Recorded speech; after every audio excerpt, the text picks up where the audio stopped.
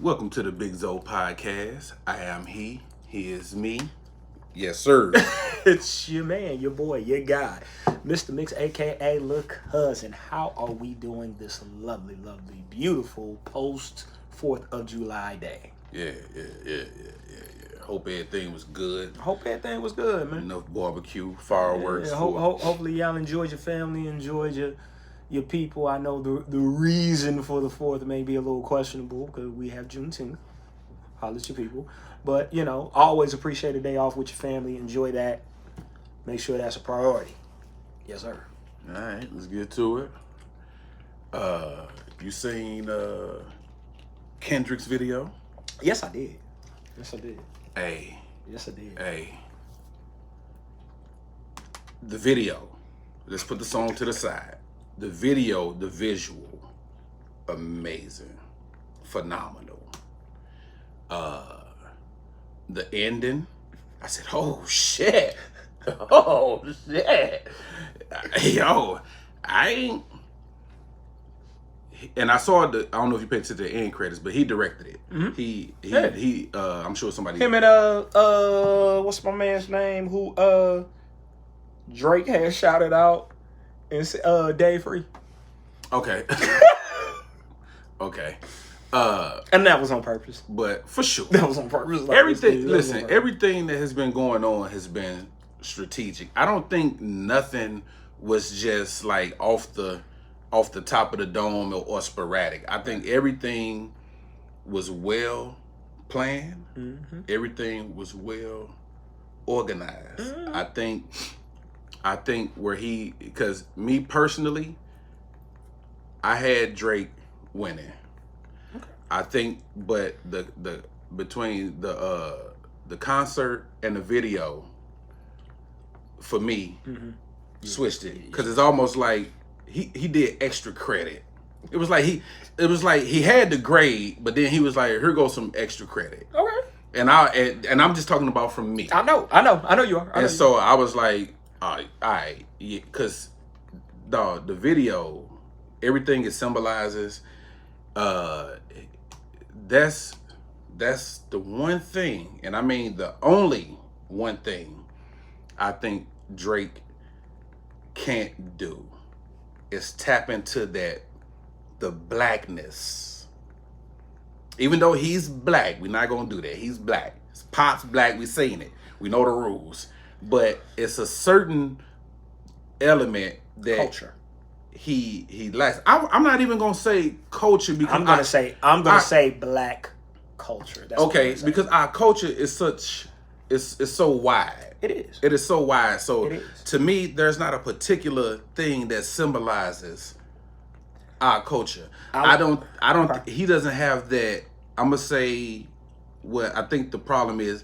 I guess the authenticity. Mm-hmm. See, K. Dot comes from, and we don't know how Drake grew up in Toronto. We don't know. Yeah. But we know where K. Dot comes from, mm-hmm.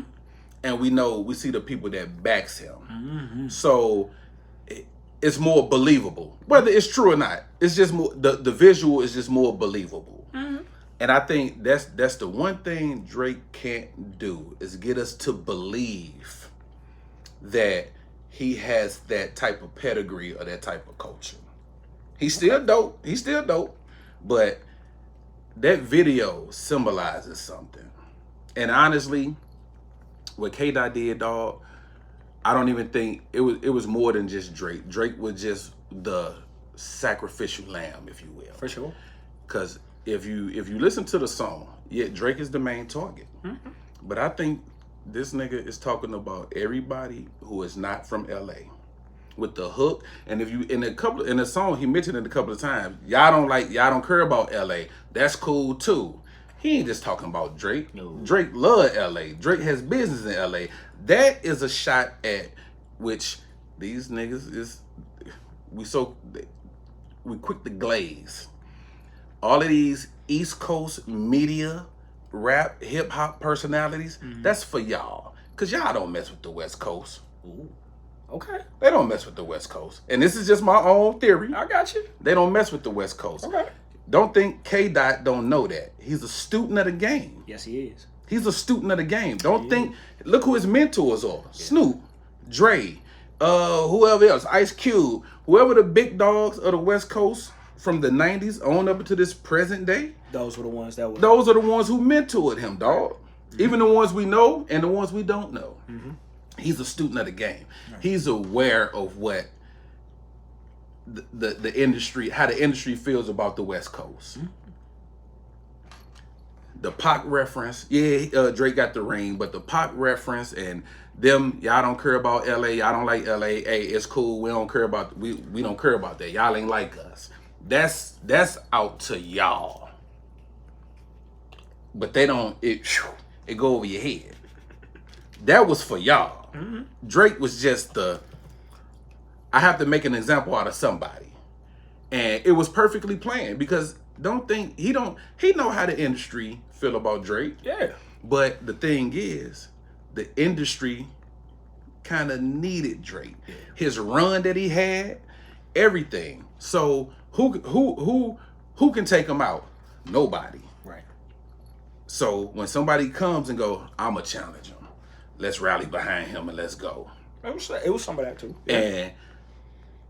But K-Dot did his thing. The video, back to the video, the video was fire. But I think that song to me was a shot at everybody, not just Drake. That was a message to the industry. Mm-hmm. That was a message to these media, hip hop personalities, the podcasters, the radio stations. That was a shot to everybody. And it usually is with K-Dot. That's why I love K-Dot. So, but that owl in that cage at the end. Ooh. What you just heard was someone who, again, had a different opinion than what I had from this battle. Because as soon as They Not Like Us came out, I was like, oh, yeah, it's over. It's over. It's done. It's over. So this is what I think. I think that video was a victory lap. Shout out to Nip. Word to Nip. It was Kendrick dancing on Drake's grave. To your point, it's bigger than Drake. Mm-hmm. Drake represents the industry. Kendrick is representing the culture from the perspective of, look, I'm from the West Coast. I'm from gang culture. I'm from Compton. I do this for real. I really love this. I really care about this. I care about the people. I care about the folks that I do this for. Mm-hmm. He basically did a psychological analysis of Drake and broke him the fuck down in ways that he didn't even know he could get broken down. In ways that I think my favorite rapper, which is Pusha T, was going to break him down, but that it stopped before it got to this level. I think we would have got here with the Pusha T and Drake battle because I think Pusha T had those records like sitting in the... A lot of people analyze Drake because when you on top and you the top dog, you got a target on your back, whether you realize it or not. For sure. So when they look at you and they analyze you, they're looking for weakness. Any type of weakness. Even the ones that you think even are the ones cool that with fuck you. with you. Yep. KRS-One once said, he said, I write a diss track for the top 10 of Billboard every year. Yep. Just to stay sharp. I got a diss record for everybody. He said that will destroy your career. He said that will destroy your career, that will fuck your career up if I ever drop it. So rap is a competitive sport. You have someone who is looking, like it's different when I really want to beat you. Like if I played you one-on-one 10 times and you beat me 9 times out of 10. And I'm like, dude, I'm not losing no more. And I start to study you. All right, when he go left, he pull up. All right, when he goes into his 3-point stance, he always goes right. Like, you start to study certain tendencies because you're like, I'm not going to lose again. I think Kendrick has been sending shots at the industry with Drake as the target for years, waiting on him to make the mistake of responding because, again, when I'm on top, it's really hard for me to look down at everyone. But when you're on top, I only got one thing I'm looking at. One target. I'm looking at you. So I'm dissecting you. I'm breaking you down. So that's why when Drake gets into any type of beef, he's always at a disadvantage. Because they're going to know way more about you than you ever going to know about them. That's a fact. You got to be solid. Yeah. You have to be who you say you are.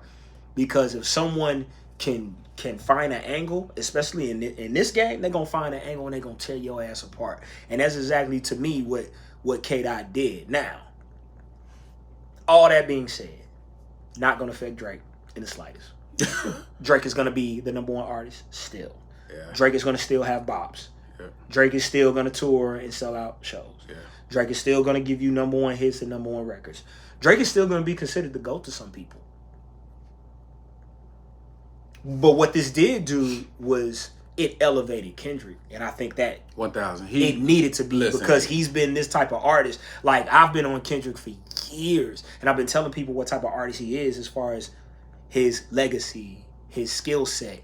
His, like, when I'm calling him top 10, top 5, and people are like, huh? And I'm like, yes. Are you listening to this dude? Like, he has it all. And then he got to show you with this battle, because where Drake made the mistake, in my opinion, is when someone's talented, don't challenge them to be more talented. They're already talented. This is what they do. Well, what was he supposed to do? What he was supposed to do, what the angle that I would have took with K-Dot is I would have took the angle of, which he kind of did, which is all of this shit that you giving us, this is how you really are. See, you say you for the people, but you got a Bugatti. You say you for the people, but you live here. You say you for the people, but you like, you should have took that angle, because you can't take the angle of you're not talented enough, because we all know this dude makes classic music. So you basically ran into the trap of asking me to make more music, and then when I made more music, not only was it fire, but now it's playing. He's literally got the song of the summer. And I knew it was going to be one of these female. I thought it was going to be either Glorilla, or I thought Cardi was going to drop something, or it was a couple lingering little songs that they had going on. He going to win the Grammy off of that. He is. He going to win the Grammy off of that. He going to win the Grammy off of that. I thought it was going to be that Glory Days 7 p.m. Friday in 98. I thought that was going to be the song of the summer, because every time I hear it, I just be like, Lord Jesus. Or something that Sexy Red did, like the Ooh Baby or whatever she doing. I thought it was going to be that. But now it's literally, they not like us. Bro, he had his wife and kids crip walking in the video. Like, the video, yo. Like, it was just... everything about the video Jesus. was fire. Everything. The visual, dog. Just the imagery. Like, you know the meme of Apollo Creed's corner throwing the damn towel? Like, it's like, stop. The video was fire. I watched it about 5 times. The video fire. Felt like a little hoe on the sideline. Leave alone! Leave alone! Like, just stop. The video. Yeah. But I agree. I don't think it's... And that's why I love it. It's not going to affect neither. It's going to elevate Kendrick, and it's not going to affect Drake in the slightest. If you thought, because it's the MJ LeBron debate for me. If you think, look, at this point, if you think LeBron is the GOAT, I ain't gonna convince you he ain't. And if at this point, if I think Mike is a GOAT, you're not gonna convince me that he ain't. Mm-hmm. At this point, if you think Drake is an incredible artist, nothing that he did showed you that he wasn't. Yeah, he exposed more personal things about him, but the skill set is still the skill set. The talent is the talent. The talent is the talent. The skill set is still the skill set. Now, the only problem that I've ever had with Drake is the ghostwriting shit. And the more those reference tracks come out, and the more reference tracks we get of it, you just can't call him a number one MC for me. But as far as artists, hip hop artists, he's definitely top 5. Him and Kanye, because I put him in the same boat as Kanye. You have to. Which is, they're looking to make the best song that they can make for the album. And so they use collaborative process to do that. Nothing wrong with that. Just when you get to talking about this pure hip hop MC shit, you can't come over here with that. Because we talking about bars, hooks, melodies, metaphors, and similes. Like, we talking about that real. And if you hop in the ring, then that's what you have to be willing to do. You got to be willing to go there with that. You can't halfway do it. You can't halfway jump in. Because when somebody exposes you, or when somebody is ready to go at you, nigga, they not going to stop, because they want your spot. And the ones that have been able to stand on top, and like, I always love the fact that LL stood on top and took all challenges and destroyed their ass. You know, you say anything about L, he was coming at you. And you feel me? He has no sense of humor. Like, if you say anything about him, He's going off the deep end with it. Yeah, I'm at you. Yeah, But you have to be that way when you're on top because they'll keep coming at you. For sure. They're gonna keep playing with you. For sure. You know what I'm saying? So, shout out to both of them. It was super. The battle was super enjoyable for me. Shout out to Kendrick. He is having his moment right now, and it's well deserved. Bro, do your victory lap, do your thing, man. You put on for an entire coast. And to that great point that you made, you're right. It was a shot at the industry. Yeah. Because the industry hasn't appreciated West Coast hip hop like it should. Because we got a bunch of people on the West Coast that's making incredible music that you don't know about. You know what annoyed me? What? So after the concert, right? Mm-hmm. And Cameron been saying this thing, dog, about being prisoners of the moment. Mm-hmm. And I felt it was a lot of that happening like after the concert. Mm-hmm. The concert was fire. Mm-hmm. The concert was dope. Yeah. I'm gonna read. I bet you I deleted it, but I'm gonna read something from Tamika Mallory, and she had a quote about it, and I agree with her quote word for word, bro. Okay. Ignore all of that, but I probably ain't gonna be able to. There it is, right there. All right, so this is what she posted after the concert. For me, the beauty of Kendrick's performance last night is rivaling groups left the stadium and understood the code. No one was killed, the women and children were safe, and the young ones were taught a critical life lesson. Everything ain't for everywhere, and we look better as a whole when we do better as a whole. Doesn't matter which side you're on, from the infamous battle to the streets, this must be acknowledged and respected. Everything Queen Tamika said, I agree with. Which, to the point that you made, would be my only pushback, would be my only caveat, because you said the only thing that he could do was the culture piece. The other thing that he can do that Drake couldn't do, he can unify. No, I'm saying that Drake couldn't do. Drake can't unify. Kendrick can. Yeah. Drake can't unify. Kendrick can unify. Kendrick can say, he's always said, I can press the button. And he's always made it a point. Yeah, I can press the button whenever I feel like it. Yeah, that's what you mean? Yeah, okay. Yeah. So him being able to press the button and Drake can't press the button. He lacks that one thing. You can't press the button, sir. So I agree with her statement. Mm-hmm. This is where I got an issue with the industry. Okay. The way that they was like celebrating and jumping around, because they was happy that this was happening to Drake. Because it's a lot of Drake hatred. Yeah, it is. But they was happy to see that. They was grinning ear to ear. My thing is, okay, so y'all yelling about this is a great moment for hip hop, whatever. What are y'all gonna do to ensure that this night was not in vain? Because K-Dot had a lot of artists performing before him. Some we knew. Some not. Now, I'm not referring to Tyler, the Creator, not Dom Kennedy, nobody that we know. Right.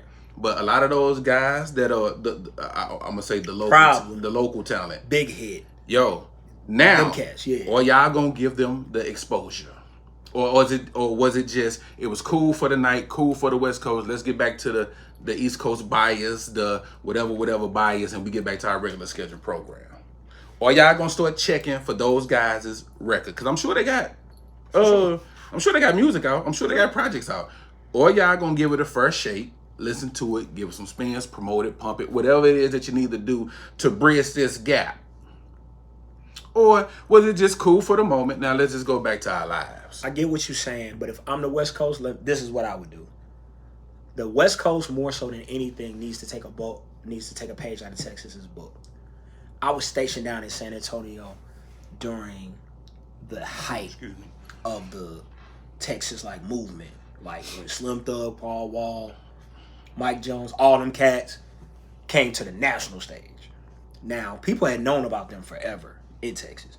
Chopped and Screwed, DJ Screw, Swisher House Camp, all them cats. Mm-hmm. But they blew on the national stage that 04, 05, 03 time frame. Lil Flip said something, and you had to think about it, but it was brilliant when he said it. He said, bro, I ain't got to leave Texas to get rich. You do not.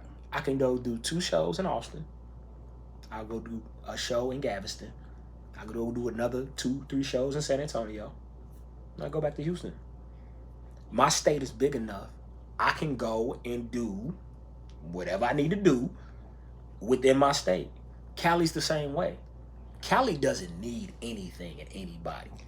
If Cali can can insulate and hey, we just gonna support each other, that's enough. Because y'all got enough people out there. There's enough major cities out there. There's enough unrepresented West Coast talent and West Coast cities like Seattle, like Phoenix, like the places we don't hear about. We only hear about, LA and maybe Oakland. But Sacramento got folks. All types of people in the Bay. San Francisco got a few. San Diego got a few. Bro, just go throughout the state and make sure that your state is represented and fuck everybody else. Because I 1000% think that this has been a problem as far as the bias goes. And it's just a bias from an opinion standpoint, not from a support standpoint. I think hip hop is in the South right now. I think Atlanta's running hip hop. I think Atlanta's been running hip hop for a while. I think some New Yorkers that are purists don't like that. No. I think some Whether New they Yorkers, admit it or not. Right? Some New Yorkers that are purists don't like even taking on certain West Coast things. Like when gangbanging got to New York, they didn't like that.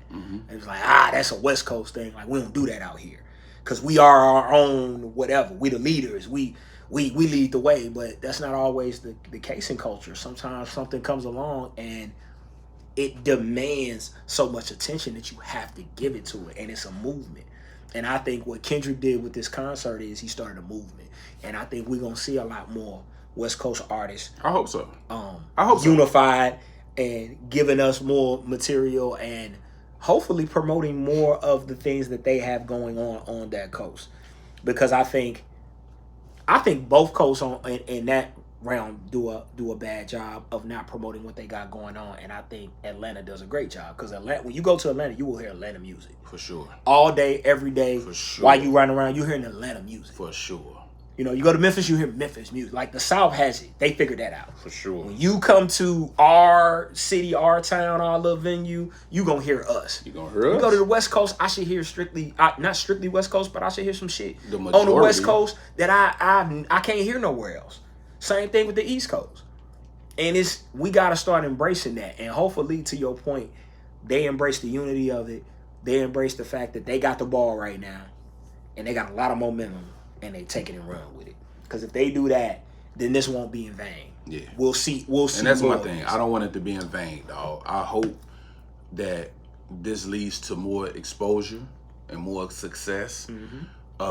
Because it only helps the streets. You get them cats off the streets. Because a lot of these guys, man, we just victim of circumstances. But a lot of these cats want to build up their communities and wish they could give back. They're just not in a position to do it. So let's get these cats in a position to where they can give something. Yeah, they can ask, or they can happen, bro. Or even they can showcase their gift. Like they can showcase their talent. Exactly.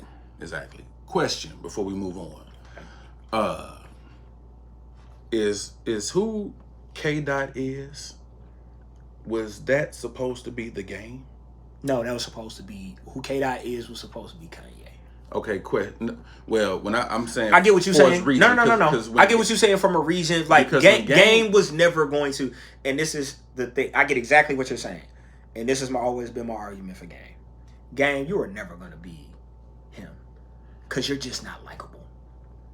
You were never going to be him. All right, hold on, because I got a question. You was never going to be him. Because it seems like Game has become like the black sheep of the West Coast. He is. He wasn't invited to the. He hasn't been a part of none of this, and he spoke out. He said what he was supposed to say, but he hasn't been a part of any of this, whether it's his choice or their choice. Yeah. But I remember a time when Game first came out, when because there was nothing else. But what I'm saying is, do you think that he was supposed to be in that position, or do you think that was supposed to be his spot? Because remember, when the West Coast was behind Game, and then when K-Dot started to submerge, remember they gave him the key to the city. They had him on stage. They basically gave K-Dot the keys to the West Coast, right? So let me say this. Biggie became the king of New York because Biggie had it. Biggie had it. Jay would have never became the King of New York if Biggie was alive. Okay. You get me? Like, so you saying Game didn't have it? They tried to give it to him? They tried to give it to him. Game didn't have it. Okay. They tried to give it to him. Okay. To me, they did bro, your first album was Dr. Dre produced. Who gets a first album with arguably the greatest hip hop producer of all time? Well, if you look at the history and look who those guys become. 50, yeah. M, Snoop. And who's the only one that didn't become one of those? That wasn't by accident. The thing with Game that always has frustrated me about Game is not his skill set. It's always that Game has had a bit of an identity crisis. His accents change from time to time. Sometimes he sounds really East Coast. Sometimes he'll sound West Coast. Sometimes he had an album to where he's literally rapping like everyone in the industry. He would always name drop other artists like it mattered. Like, I don't care. We know you know Nas. We know you was at Daddy's house. Like, he would always have a reference to, and that was a kind of his critique. Like, bro, why you always be name dropping other rappers in your and he's mentioned in your shit, bro? Like, or video vixens. Like, he's always been, to me, a spectator of the culture when he should have been leading the culture. And Kendrick is leading the culture. Dre led the culture. Jay led the culture. Big led the culture. M led, like,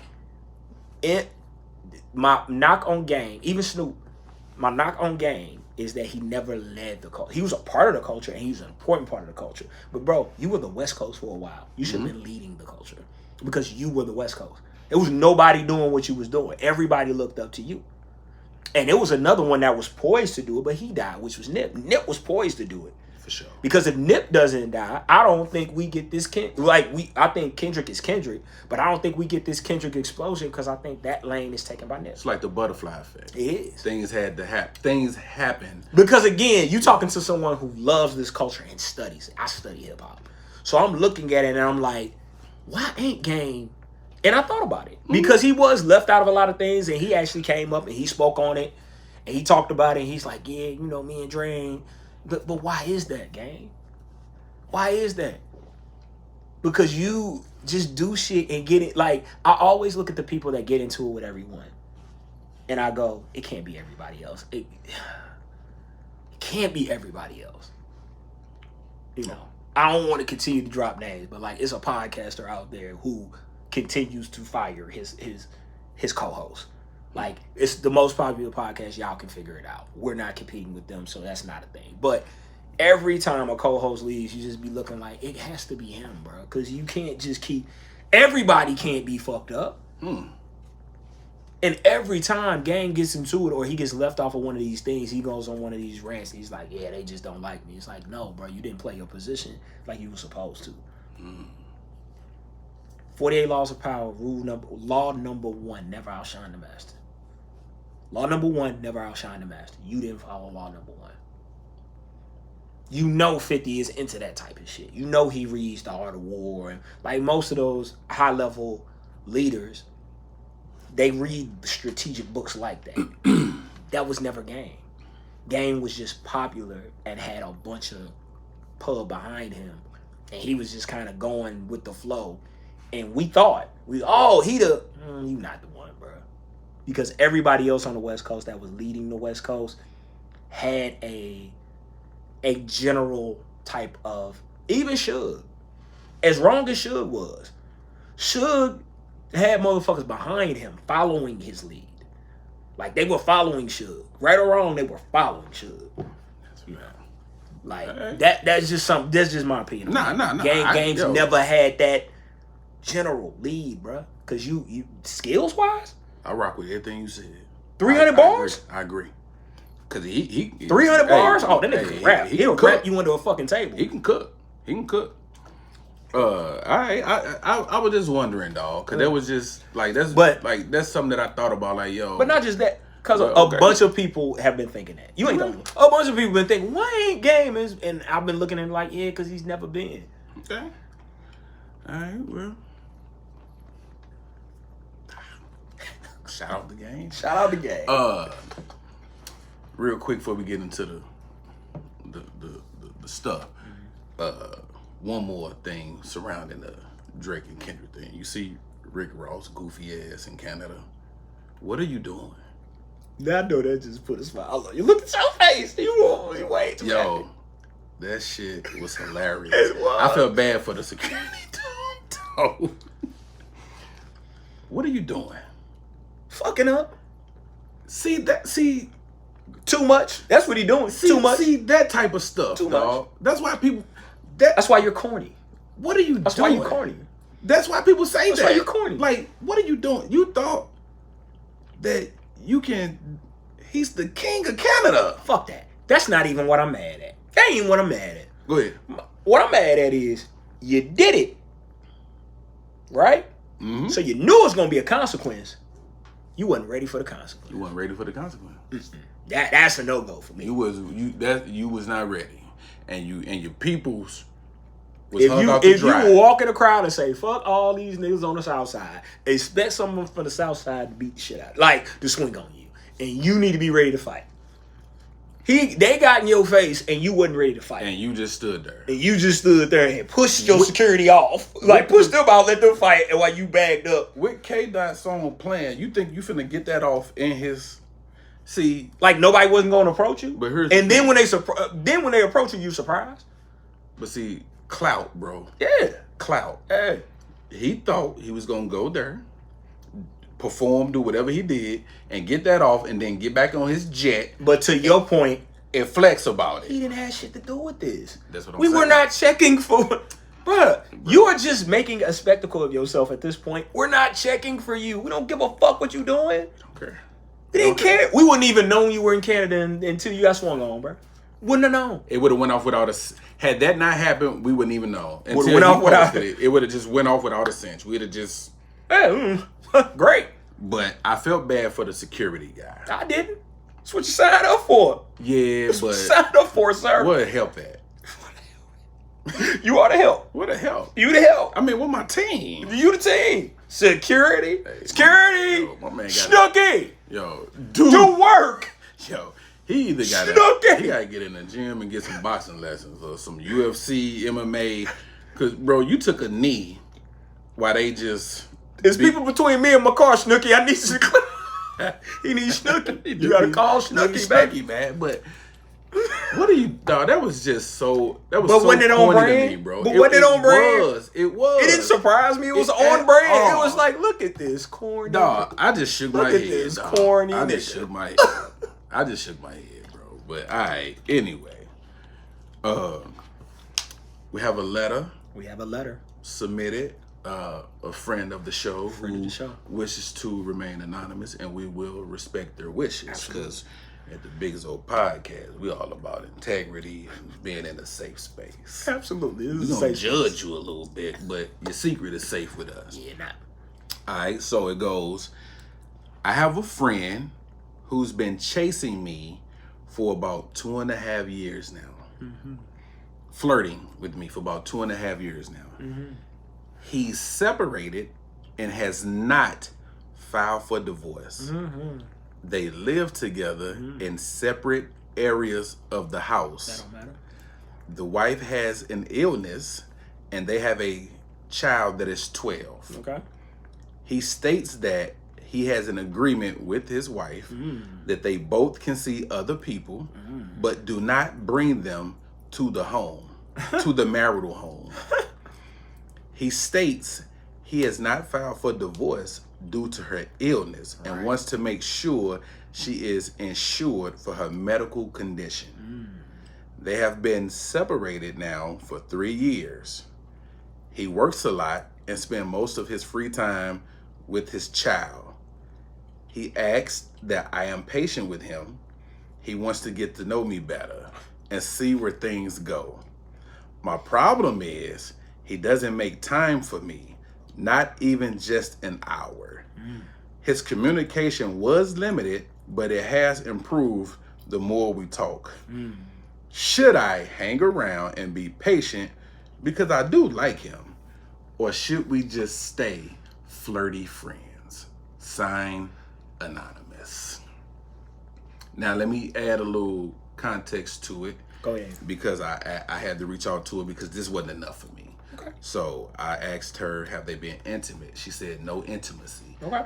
No penetration. She said they have been out to dinner a couple of times and have spent a chill evening together. Okay. Just a little hugging and kissing, but no penetration, no intercourse. Right. It's on you, cousin. There, you take a sip. Make sure the palate is, where you need it to be. Anonymous sis. Yeah. You just ain't that into you, baby. It was a couple things that should have gave you pause. This is a unique situation. The illness does bring in some complexity, but not a lot. You're talking to someone that's been married before.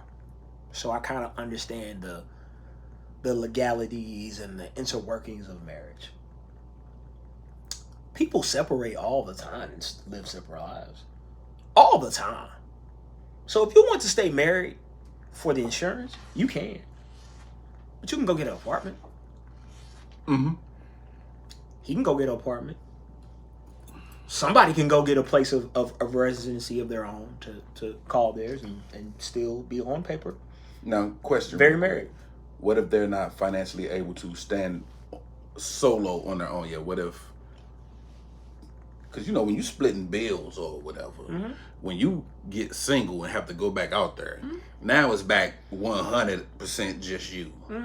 And what if that could the be... lifestyle is not conducive to what he can do? But go ahead. Understand that. And if you have to take care of your responsibilities as a husband because y'all haven't decided to divorce first and foremost, I'm looking at it from your perspective, from the woman's perspective that's coming into this. Damn what they got going on. From your perspective as the single woman who does not have skin in this game, he is not committed to you, and he could have.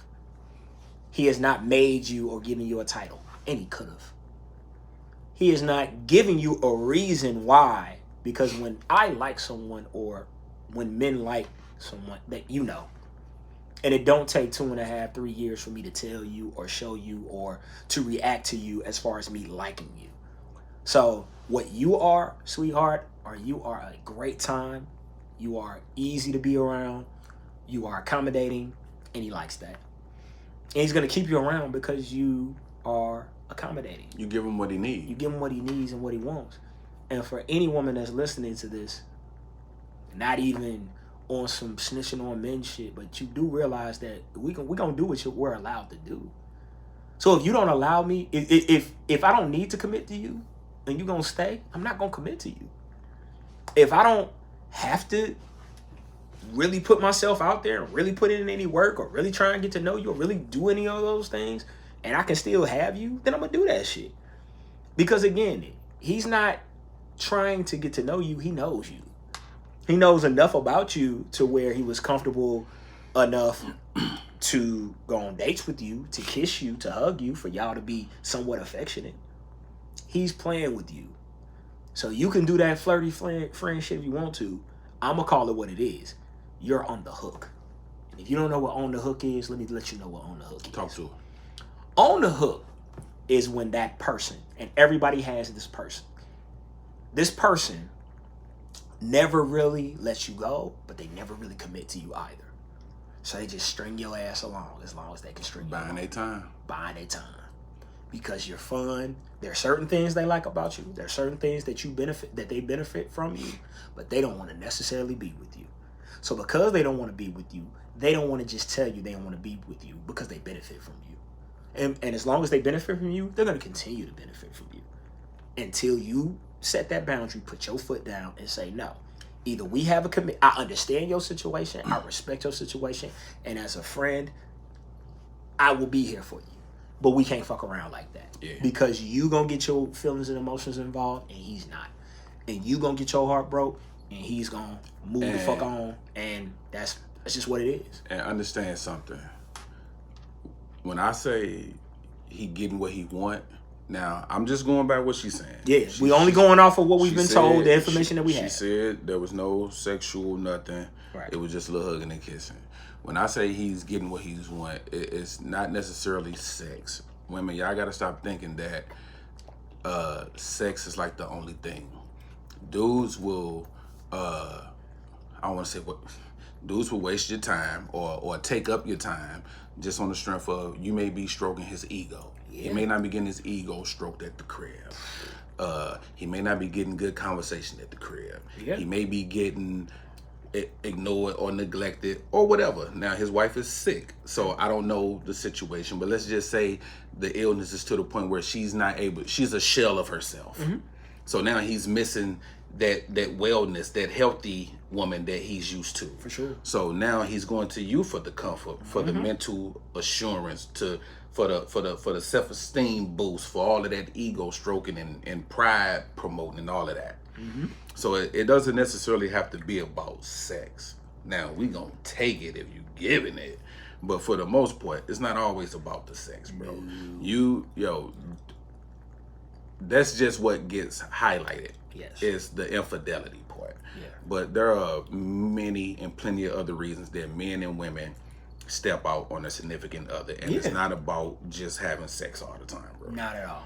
And let me just slide this in as a solution, and it's a little off the cuff, and it's a bit unorthodox.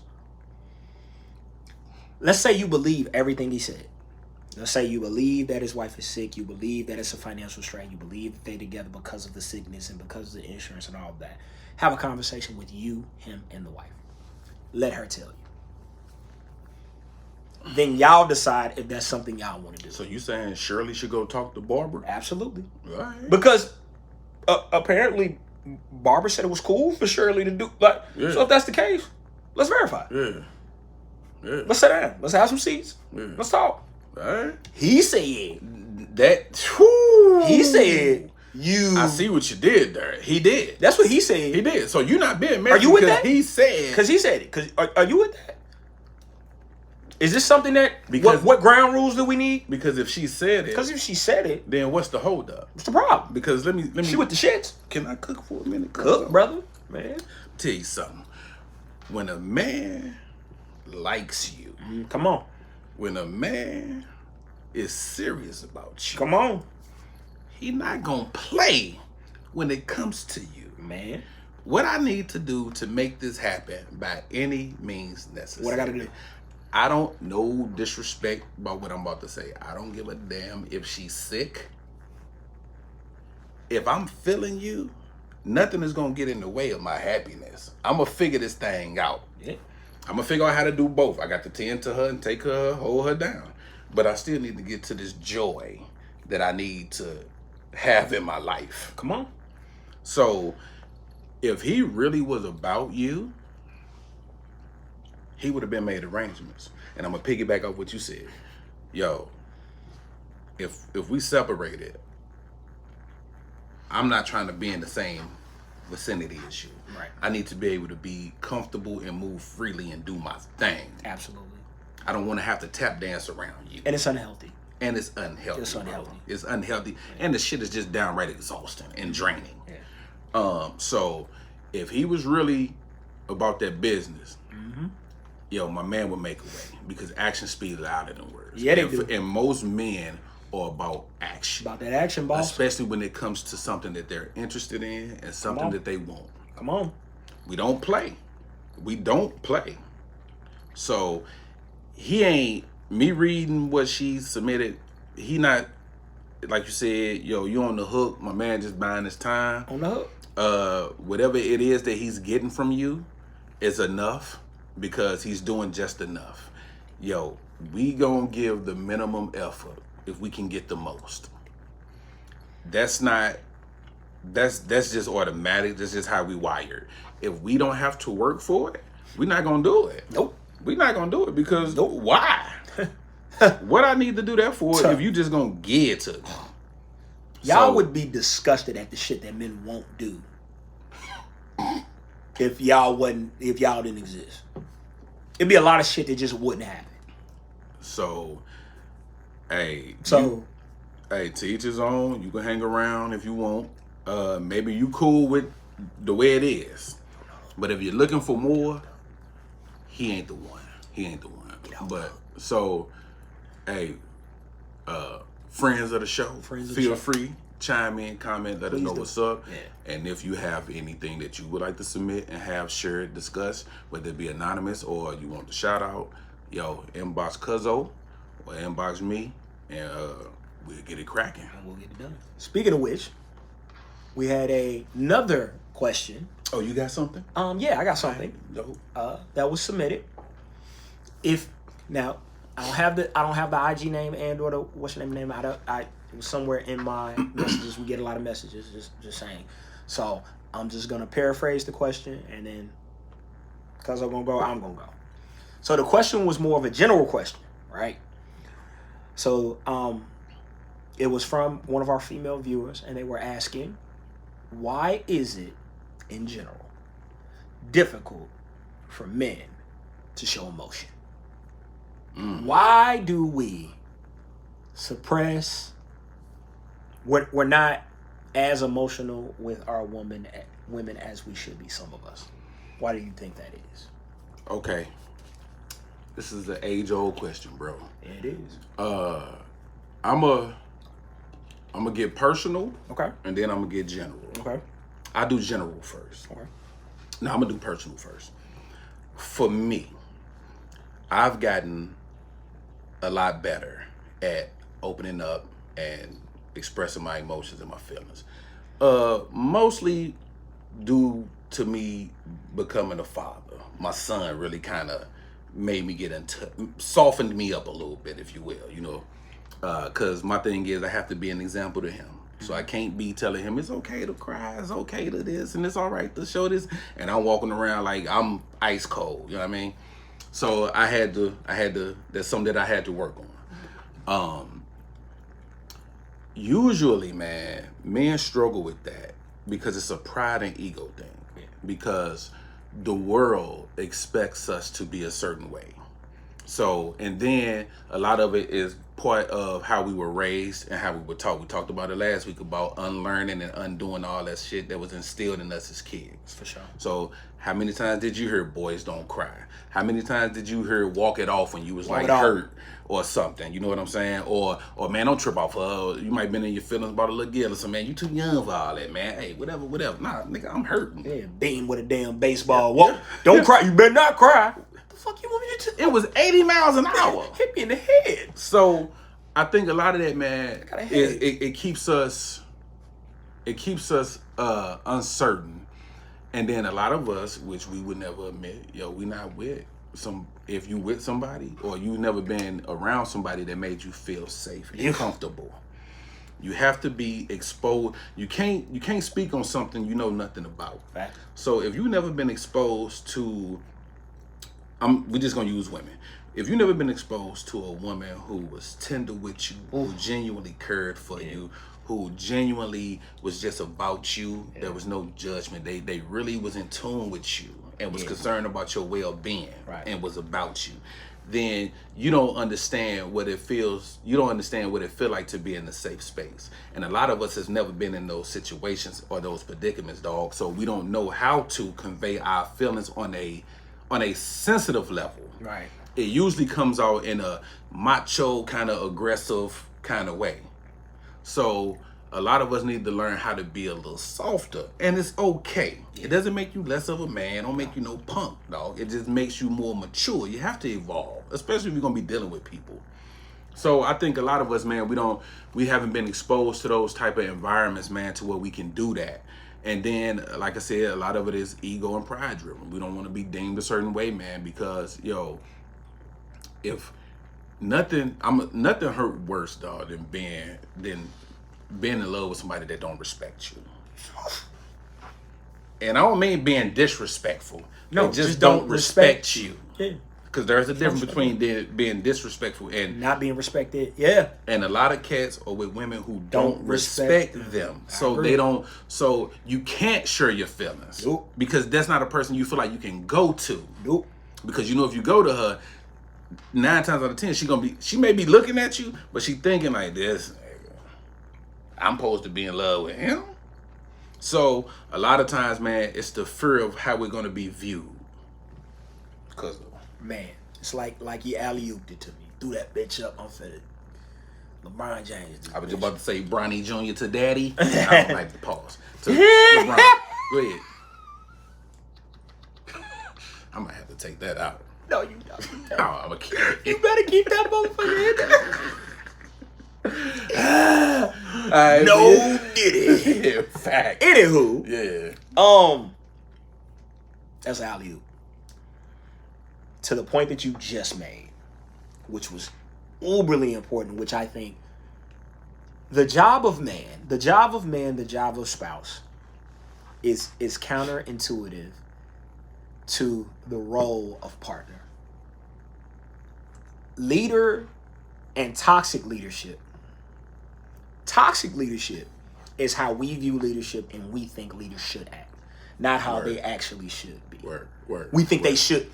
We've seen cartoons, we've seen TVs, we've seen movies, and it shaped our perception and opinion of authority.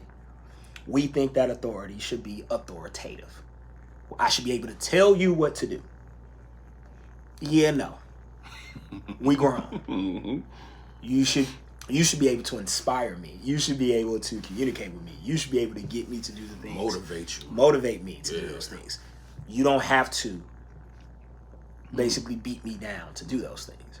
So you have people who don't understand leadership, that are looking to men for leadership, not seeing the toxic traits that they want to see, then getting mad at men for not being the things that I want you to be aggressive, authoritative, a leader, and make all the decisions. But I also want you to cry and be emotional with me. In what world, on what planet, does those two things go together? Because if I can't talk to you, if I don't see you as an equal, because that's that respect thing. If I don't see you as an equal and I don't think that I can talk to you and tell you what's going on with me and not be judged and not be thought of any less of, then I'm not going to do it. So that's one. Two, and this is a big one, we have so much shit that is put on our plate as men. Men, I'm not talking about boys. Men that are responsible, men that are accountable, men that are on their shit and do what the fuck they're supposed to do. I'm only talking about them. We have so much shit that we're responsible for and that we have to do. I'm not going to say we forget our emotions, but sometimes our emotions can be a detriment to the things that we have to do. My father used to say this all the time. Feel what you need to feel. But then you got work to do. As in, cry if you got to cry. Laugh if you got to laugh. Joan if you got to jump. Whatever you got to do what the fuck you got to do. Feel it. But then we got shit we got to do. So after I cry, after I get it out, now I got shit to do. So with most men that have shit to do, sometimes the shortcut is I'm not even going to feel. I'm not even going to feel. I'm just going to continue to move forward so I can get shit done. You cooking, dog. What do you think that does from a person? Sometimes you don't have time to feel. What do you think that does for a person emotionally that hasn't taken the time to feel anything and just has gone from thing to thing to thing to thing to thing to thing? They become this robot, this cold, emotionless robot that you're trying to get love and affection from. But at the same time, you're trying to get protection and provision from. So again, the two, it's not impossible, but the two don't go together naturally. So you're asking men to do, and you're not teaching them in the younger stuff. Like, you're not teaching boys to feel, to cry, that it's okay to express yourself. Really, to express when you don't like some shit. Because that's what we do a poor job of as men. We very rarely express dislike or distaste to the people that are actually doing. Like, women are taught, if you don't like the way he's talking to you, touching you, speak, like, say something. And you right for saying something. Little boys aren't taught that. We talk to little boys however we feel like it. And we never tell them, hey, no, like, they shouldn't be speaking to you that way. Like, they shouldn't be treating you that way. Like, you shouldn't be. So, again, all of these are factors, because, again, this is all one band, one sound. All of this shit adds up to the fact that now you have men that don't steer into emotion, don't look for emotion, and a lot of times are sometimes overrid with their emotion. Because if I come to you and I'm emotional and then you hit me with, oh, but look at all the shit I'm going through. Yeah, no, I ain't gonna talk to you no more. Yeah, word. Because all you did was just outdo me. Try to troll my story. You out traumaed me. You know what I'm saying? So you have some of that. So it's a lot in how we're raised. It's a lot in society. It's a lot in how we're brought up. What I will say though, this next generation is doing a much better job of being in tune with their emotions, of talking about the things that affect them, of expressing the things that they don't like and they don't agree with, of expressing some of the pressures and the things that I like that. Now there's going to be a growing pains because now women are clapping back. Oh, you saying this, well, I'm gonna say this. So you're gonna have a little of that. But once we get to an understanding and once we start to put things together, we're gonna be all right. We're gonna start to speak to each other. Young men and young boys are seeking out therapy, are talking about their feelings, talking about their emotions. Parents are asking about it. Coaches are asking about it. Because I know for a fact, all the sports and the things I participated in, they didn't give a fuck about how I felt. Nah. They ain't give a shit. Nah. They ain't give a shit. All they cared about was your grades good so you can play. But all Keeping that them grades up? Yeah. All the rest of that shit, I ain't feeling it today, coach. I need a mental health day. Mental health day, you don't shut the fuck up and get the fuck on the field. I was the boss. You can get your ass on that line. Mental health your ass on that line. Oh, I got something to make you feel real better. Yeah. Down and up. Let's go. Yeah. You know, like that type of shit. That was the answer. The answer was, oh, you feel bad? Oh, you really finna feel bad. Yeah. Let's go. 50 up, down. So it's like, what? No, I'm emotionally fucked. And they'll tell, you a man, you ain't got time. Yeah. Hey. So, please, give us grace, have patience with us. We trying. We're going to get better. I promise you. We're trying. We're moving towards that direction. Just please give us grace when it comes to that because we are trying. Dope. So this video, it was this man caught his 15-year-old daughter hugged up at the bus stop with another young boy. Now it wasn't it was her peer. Okay. He caught her at the bus stop. Now when he pulled up on him, he sitting down and she's standing up in front of him and he hugging her. He's squeezing her ass. How do you hug on your woman? Anywho, the pops pull up, hops off the car in a rage, yelling, cussing, snatches the daughter up, throws her in the car, and then go gets in the man face. I mean the young boy's face. I mean, mad aggressive. He even like they bleeped it out, but I think he may have even like slapped him. Can't put your hands. I know for one. I know for a fact he put his hands. He like kind of, because he was real demonstrative when he was talking, and he was touching him. Can't do that neither. Here's my thing. Why are you mad at him? First of all, these are two 15-year-old teenagers. Bro, what you think they doing? Now, I'm not saying you can't be a little disappointed because you've seen it with your own eyes. Nobody wants to see their baby girl getting their ass squabbed. And break it up. Exactly. As you should.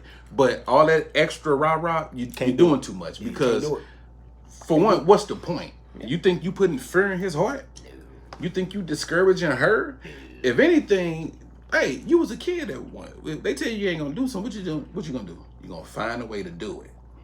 I'm gonna find a way to do it. And I'm horny. And I'm about to say, I'm 15. My hormones are going fucking crazy. I ain't listening to you.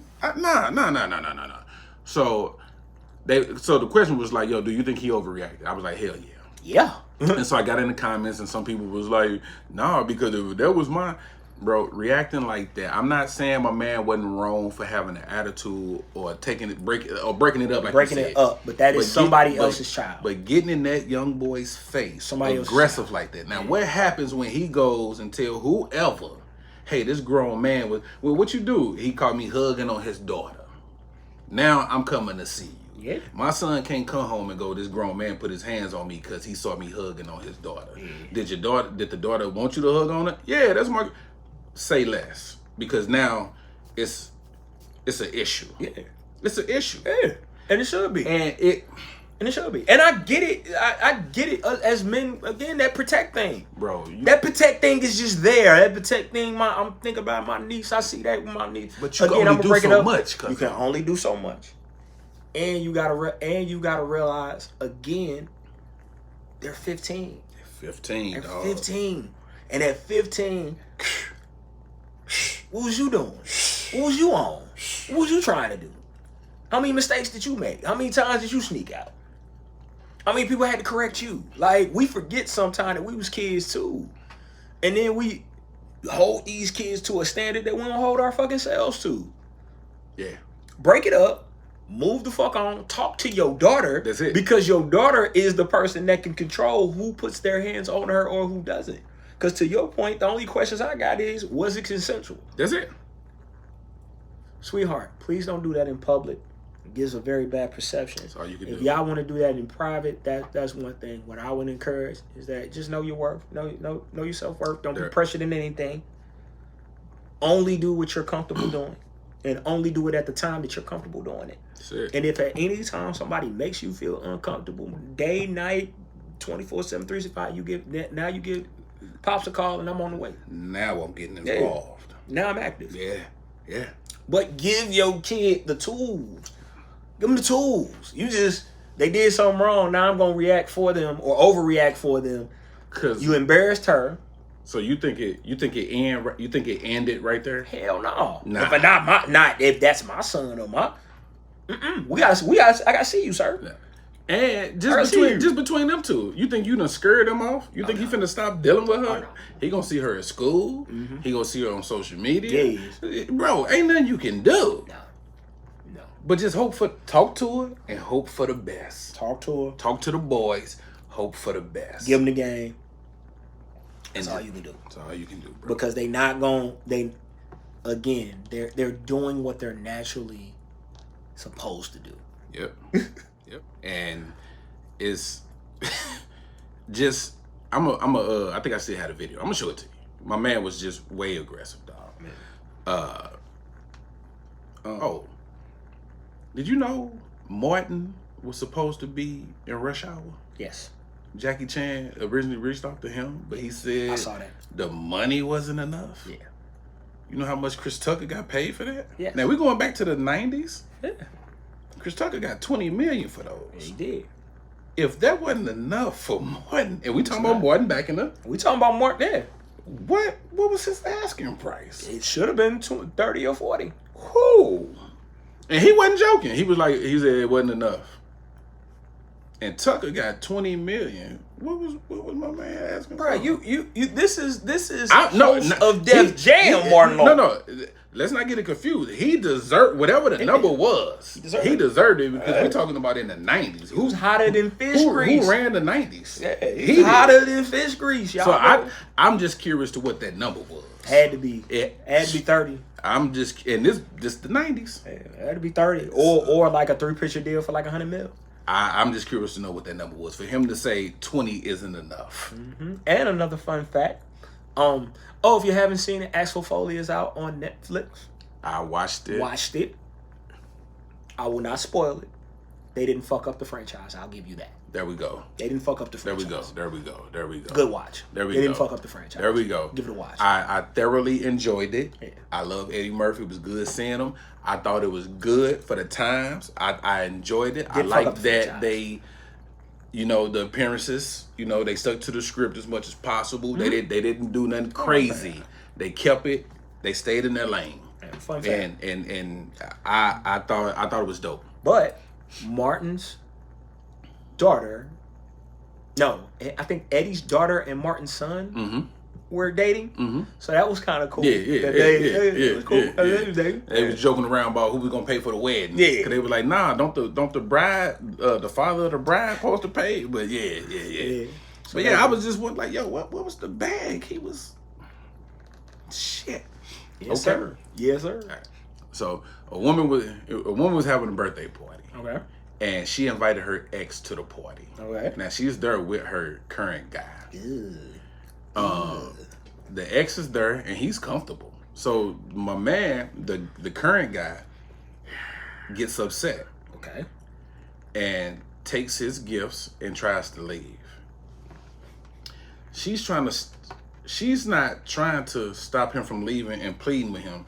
She's basically holding on to he bought her a bag. He's trying to take it was almost Quavo and Sweetie in the elevator fighting over the bag. This is what it was. Not that aggressive. They were sitting down. My man was trying to get his stuff and go, and she was like, "No, don't take the bag. Don't, like." And this is in front of people, and the ex is standing right there, bro. Have you ever been in a compromising situation like that? An uncomfortable situation, not compromising. An uncomfortable situation like that. Or do you feel comfortable with sharing it? So there we go, my man. God damn it. Yeah, I know. I was like fresh out of my I was separated, not divorced. Okay. I was separated at the time. Young lady comes over. No, I meet a young lady. Take her back. The first night, nothing happens. Okay. I watch TV, we fall asleep, watch TV, bedroom, whole nine, nothing happens. She's impressed by the living arrangement or whatever, because I'm in my house. I'm in my house, multiple rooms, garage, nice house, Pasadena Hills, nice house or whatever. Nothing happens first night. We wake up. This is a one night stand. Okay. Check out time. Yeah. She wasn't getting the hints. It was snow on the ground. And can I do a quick recap real quick? So this young lady is at your place. And y'all had just had a great night. So a night. We didn't do shit. We had a night. And she was kind of mad that we didn't do shit, but I don't force shit. Okay. Like, so y'all kind of chilled out that we chilled night, out. and now it's asleep. checkout time. Nah, it's checkout time. All right, because continue. it's Yeah, 7:00 in the morning on a Sunday. Yeah. So need to be alone now. This shit didn't. What I thought was gonna happen didn't happen, and that's fine. Yeah. But it's time for you to go. Yeah. She was over there in a U-Haul. Let's start there. It was a lot wrong. Okay, cuz it was a lot wrong. She pulled up in a U-Haul. Pulled up in a U-Haul. All right, go ahead. Okay, so she's in a U-Haul. So I come up with the novel excuse of, I gotta go shovel my mama and sister in the snow so they can get to church. Oh, and you brought the Lord into it. Yeah, I did. Oh. I need you gone. Oh. I need you out of here. You brought the Lord into it. I need you out of here today. Okay. I need you out of here now. I need you gone. So you called on the Lord. Okay? So, need you out. Still not going. Still not going. Argument ensues. This very nice neighborhood that I am living in has neighbors of a different cultural background, so I don't want to be the one that is, out and acting. You want to be the stereotype. I don't want to be the stereotype. And for the most part, my neighbors think that I just go to work and come home and I'm quiet and I'll stay to myself and I do what I'm supposed to do. But this young lady is being belligerent. Not belligerent. Belligerent. So I finally get her at least out the door. She picks up a rock and threatens to throw it through my window. She acting like Mike L's baby mama next Friday. She is playing her music loud. So it is a U-Haul playing rap music loud at 7 o'clock in this nice neighborhood. In a nice neighborhood when it's ice on the ground. You remember the song? I don't. Okay. It was a bunch of different songs. All right, good. So I did something that I am not proud of. It's the only time I've done it. I called the police. Called authorities. Called the authorities. Not Johnny Law. Called Johnny Law, changed my voice the whole nine. Yeah, I did. You seen that Martin episode? Yeah. It was that. With the plumber. Yeah. Yeah. With the plumber? Yeah. Same voice. Same voice. They could have asked me what my favorite pie was. It was apple pie. I said, yes, if you can send a unit here. A unit. Yeah, if you can send a unit here, please. It's You went all out. Had to. Yeah. She is cussing me out. She is throwing shit at the window. And Because you wanted her to leave. I wanted her to leave. Because I wanted her to go.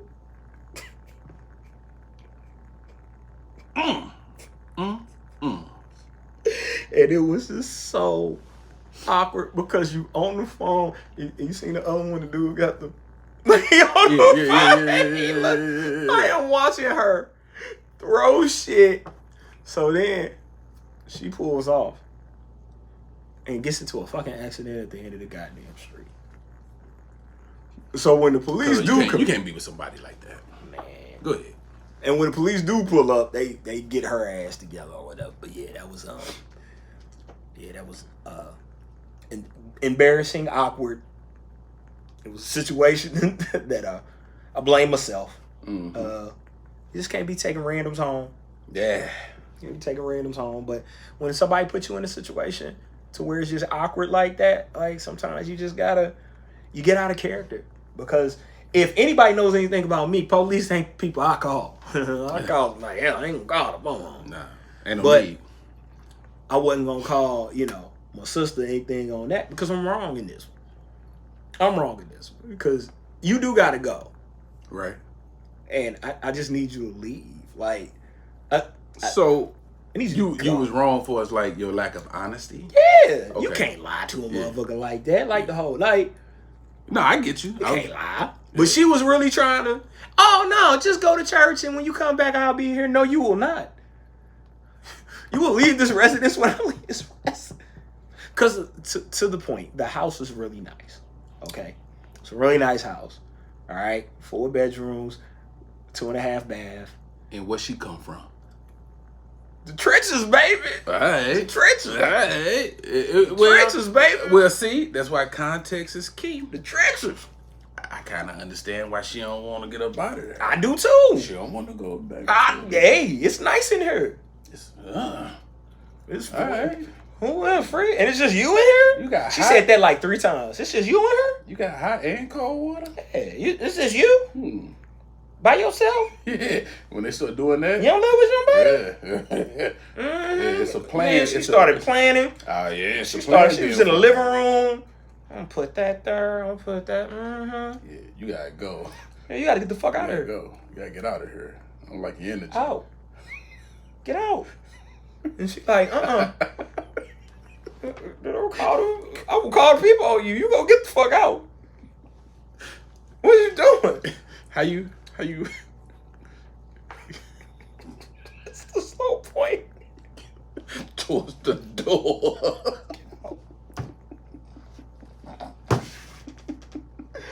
It's the slow point. Yo. I can just imagine her talking to you, and while she in the middle of talking, you slowly. Hey, y'all better not judge me neither. Look, I done just been through some shit, okay? I'm high. I'm trying, okay? Yo. I'm trying. Oh, man. Hey, it's the same space, brother. We don't. Yo. All right. You just be bringing up shit and just get me into the... Hey, man. Hey, when I saw the look on you, oh, it's something there. Yeah. Oh, it's something there. Yeah, let's investigate. Let's keep going. Yeah, Keep going. Yeah. I want to set the scene for you, and you let me know what you would do in this situation. Come on. This is a real life situation. You about to go on a date, right? Okay. You pick up the young lady. All right. She get in the whip. Mm-hmm. You know how they be looking when they put it on. Yeah, I do. Smelling good. Yeah, I do. The oil is where it need to be. Yeah, I do. The fragrance is riding high. Love that. You know what I mean? The outfit for the night is sitting right. Okay. You feel me? Okay. Face on beat. Hair laid. Everything good. Okay. Conversation good. Get to the restaurant. Good dinner. The ambiance is real sexy. Okay. You on your grown man. You looking fly. You know what I mean? You got Okay. you got everything on. Everything sitting right. You All right, smelling good too. Yeah, let's go. Conversation good, y'all looking into each other's eyes and everything. She started getting a little touchy feely with you. Put a hand on yours while y'all talking. You feeling the vibe, you feeling the energy. It's in the air. Get ready to get ready to leave, while you waiting on the bill, you know, get a little conversation goes to another level, gets a little heated. All right, so now y'all can't take it. Let's get out of here. Let's get out of here because we know where this night is going. Let's get out of here. You leave. You get in the car to head back to to the spot. Okay. She goes, nah, I can't take it. Let's get it in right here, right now. Parking lot restaurant parking lot. What's up? Here's the thing. Okay, let's go. Your windows are not tinted. Do you still do it, or do you run the risk of breaking the mood and saying, hold on, let's just wait till we get to wherever? Or do you get it in right then and there with no tinted windows?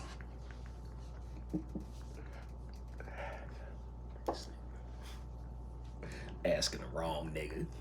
Give a fuck. I'm asking the right one. Give a fuck if the windows are tinted. All right. It's happening. Yeah. It's happening. It's happening. Tinted or not? Tinted or not. All right. Okay. Story time.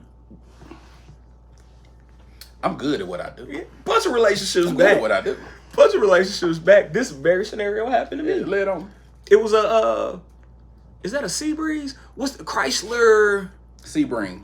Sebring. It was Sebring? Yeah. I want to say Sebring. Hey, Chrysler Sebring. Stupid spelling call. Chrysler Sebring. You know when you young and well, for me, it was a military situation where I was visiting her parents. So when you in somebody else's house, you know, she got her own room, man. But the parents' room is like 2 rooms down, and then a brother room over here, and then like, so it's not like a lot of privacy to get it the fuck in. All right. And we are early 20s, right. and very attracted to each other. All right. So, yeah, like, let's take a ride, Will. All right. Let's take a ride. Yeah. We're gonna get in this little Walmart parking lot. Yeah.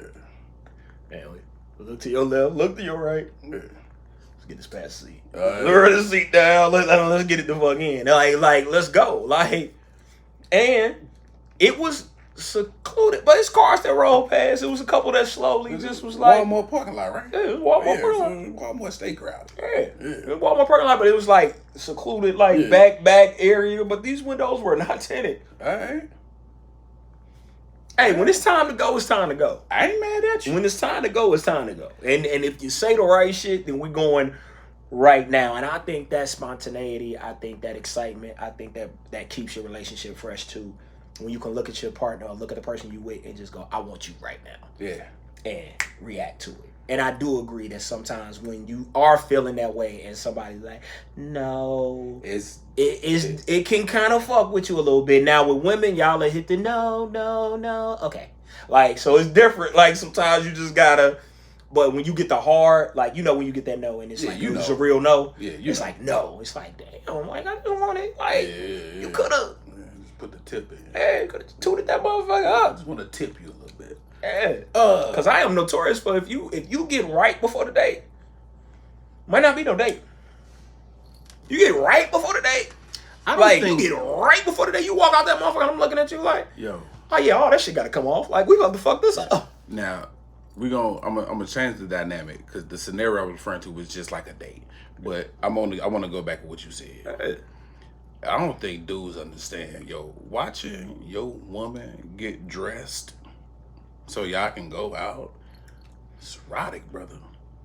It is erotic. And they don't even know. They just moving through the house, just trying to get dressed. Mm-hmm. The whole time we like, yeah, because they be getting dressed and they'll never finish one particular task. It's either they start on their face, but they walking around topless. Or either they trying to find something to put on, and it's always something to see. Or just got on it, and you're just sashaying back and forth. It's like bouncing this way, like and bouncing how hungry that way. are you? Like, but I agree with you. I like that you said y'all was like in your early 20s. Early 20s. So now I would say like younger me, yeah, I don't care. Yeah, I don't give a damn if you don't even have to have no windows.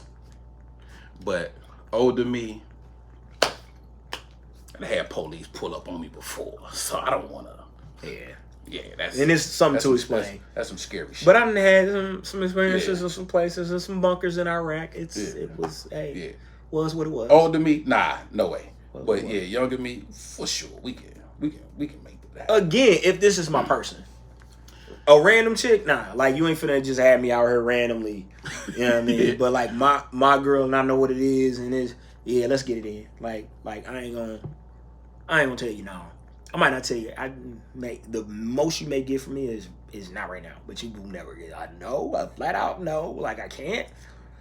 It's hard for me. Yeah, it's hard for me, especially if the attraction is there, and I feel like that's part of the reason why we get in relationship. You don't say no. Man. No, I think no probably should go out the window unless it's like pertaining to like the upkeep of the home or like finances or something. But when it comes to the needs and wants of your partner, why am I telling you no? Some people, No, because I don't want to hear no. Me neither. You're right. So I don't want to hear no. Right. So I'm going to do, unless it's just out of my power, out of my control. Nah, I ain't never saying But I get not wanting to go to jail, and I get not wanting to, having a reputation. For sure. We're older now. People hold positions. They don't want to get caught in put in those positions, but at the same time, it's a whole lot of fun. It's a good time. Good goddamn time. Hey, Cuzzo. Another one. Big Zo Podcast. We out.